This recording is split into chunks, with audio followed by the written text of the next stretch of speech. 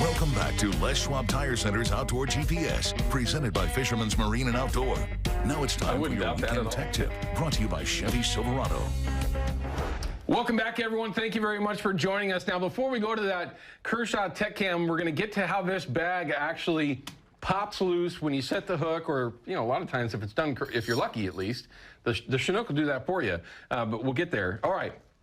So, awesome. First things first, you mentioned this during the break. Well, first, let's go back to what I was talking about. Why is this triple rig setup so effective, other than the obvious, which is that 25-foot spread that you have? What is the advantage? The advantage is we're taking advantage of the regulations. Number one, we're allowed to fish 3 hooks, right? So we can actually set 3, either a single side-wash hook on there or a treble hook. What do you like? I like single side-wash. You like side-wash, okay. Yeah, I like that. It has a good penetration on the maxillary area. I offset those hooks, and they're lighter, so it's going to make that dance a little bit better. Okay, good point. Yeah. So, and it's got to be a little bit more user-friendly without having all the extra hooks on there. Correct. Okay. And so that's one of the advantages there. The other advantage of running this 3 is that, just imagine, Owen, you're every 10 feet, if the fish is running inward or outward, you have 25 feet down there. Yeah. And then you have levels. Say if this is the bottom of the river, the first one with the float will be setting about 3 foot off. Remember, hit bottom, couple cranks, they're right off the bottom. If they're running suspended, or if they're running even more suspended. Even more suspended. Is there one that usually gets bit more than, like when we're running triples, spin and glows for Chinook in the Springer season, typically it's that bottom one that gets bit, sometimes the middle one, and rarely the top one, but sometimes 70, it does. 30, 70, and then 20, then 10%. Oh, okay. Most of the time, your bottom ones will get hit. Gotcha. It's like the same old thing what we've learned all the time. Hit bottom, crank up a couple times. Yeah. That's the zone they're in. But there are those special times when they're going to be more suspended. Sure. Yeah. Rain coming in. A lot of different temperatures. Things. Sure. Thermals change, and they're going to follow that. So it's worth having that third one out there. I mean, you could easily say, well, why not just run 2? Yeah. 100%, you can do whatever the heck you want, no doubt about that. Correct. But if you can get that 1 10%er, with that third wobbler that's up there, and it's a 1 fish limit, I am not going to eliminate the opportunity. I mean, I'm a boat guy too, and we have 1 rig out. Right. Just imagine have 3 rods out for 1 person. Yeah. We're like in the Great Lakes.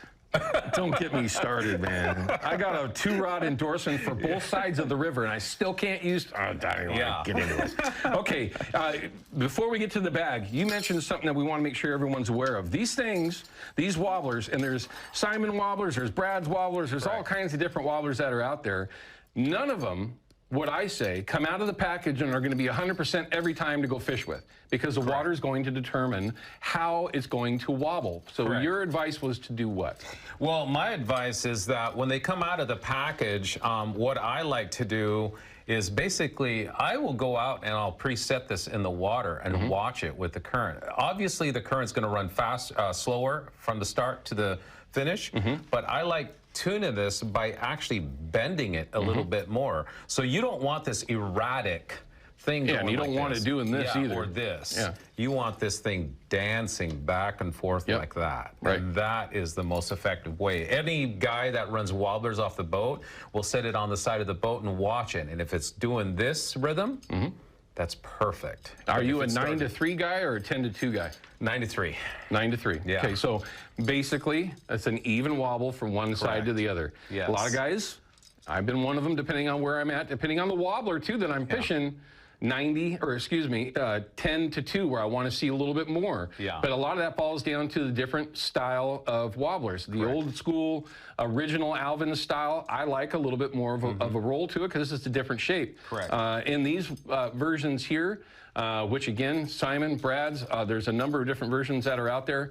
A little bit flatter is going to be, at least the fish seem to like that a little bit more. And it's going to change day to day. And what,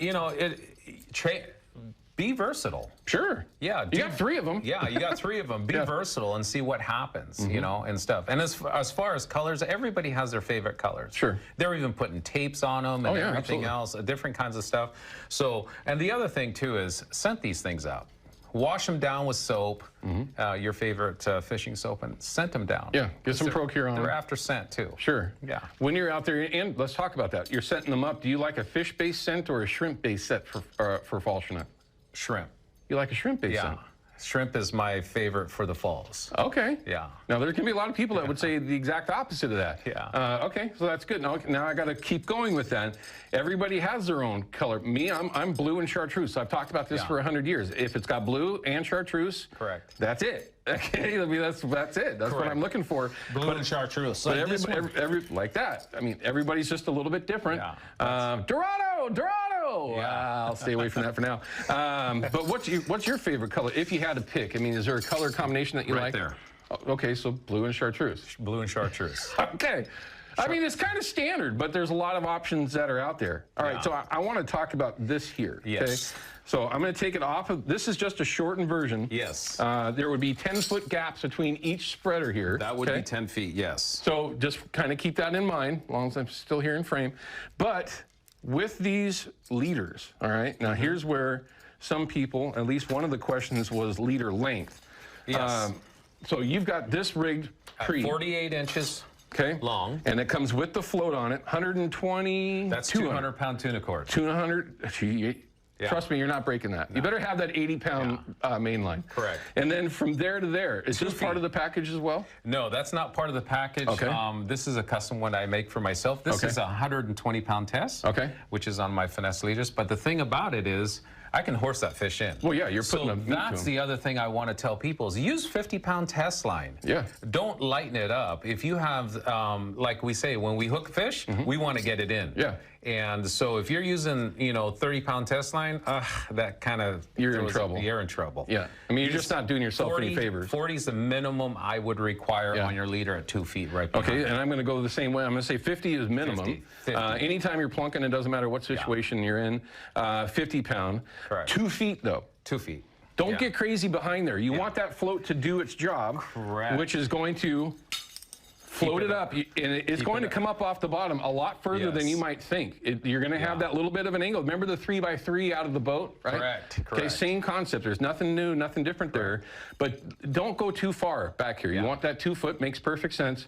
And then the float's doing that work for you. Correct. So just make sure. Now, another question was about floats in between each leader. Is that something that you recommend, or just say you don't really need that? You don't really need that. Gotcha, because there are certainly folks that have done it. Yeah. And it is an absolute mess.